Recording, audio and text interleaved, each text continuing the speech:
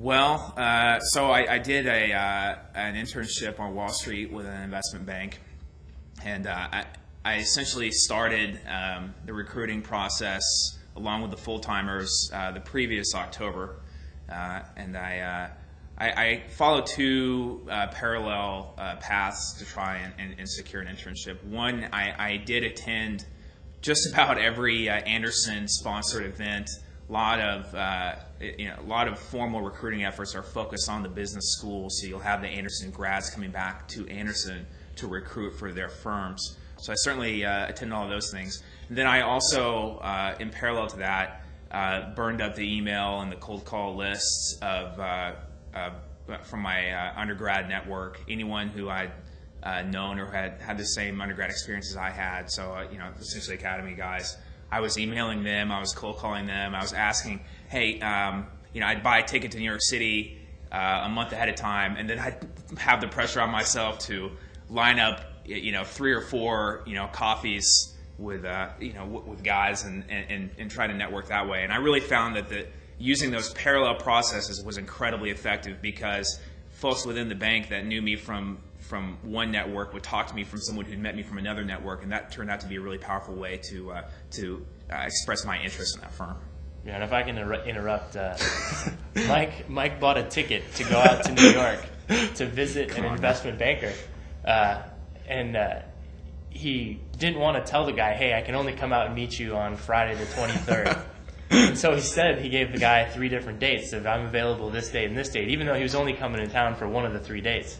Hoping. Rolling the dice. Sure enough, the guy picked a date that Mike wasn't going out there. So he ponied up and bought a ticket to fly out for coffee with one guy. And I don't know how that paid off in the long run. I got an offer from that firm. Yeah. So that worked. So it's all about the extra. I mean, I would have been we were joking. I was got a job as a security guard at that particular firm, so I can meet people on their way into work in the morning. So maybe I went a little crazy. So my recruiting process was pretty similar to Mike's. I actually went out there to New York City with Mike it's like a Wednesday, Thursday, Friday to meet with people as well. But one thing I wanted to stress that Mike didn't hit on was the fact that during the FEMA program is 3 years long. So the first year I really spent trying to figure out what I wanted to do, trying to figure out whether I knew I wanted to go into finance. So I looked at private wealth management, investment banking, sales and trading.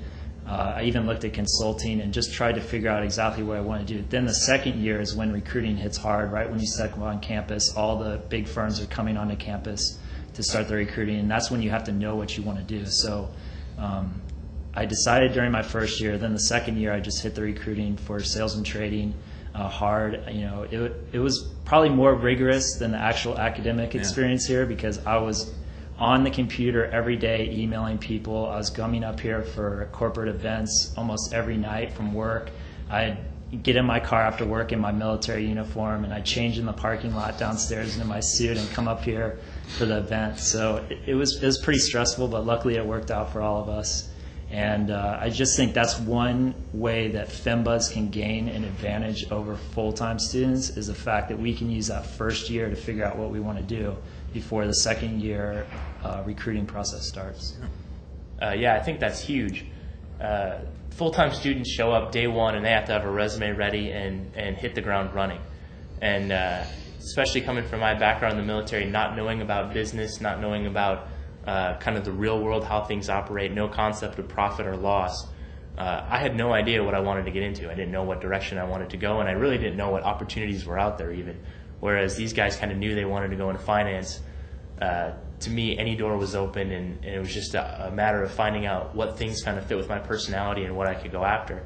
So in that first year, I just started talking to my classmates, talking to older FEMBAs, and you really get a perspective of, wow, there's a lot of jobs out there that are great, and I'm going to be right in line for them if I continue working and I continue setting myself up for this.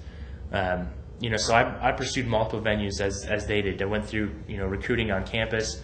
I went through, friends and other connections, and I was still completely up in the air going forward into interviews, and just to speak to the opportunities that were afforded. I had interviews with 5 or 6 firms and had a summer internship with an investment bank, and on the complete other end of the spectrum was debating taking an internship with a professional baseball team to shadow their general manager. And there are things that coming into Anderson I had no idea were even possibilities. But once you started talking to people and seeing that the doors were open, the opportunities were there, the world just kind of opens to you.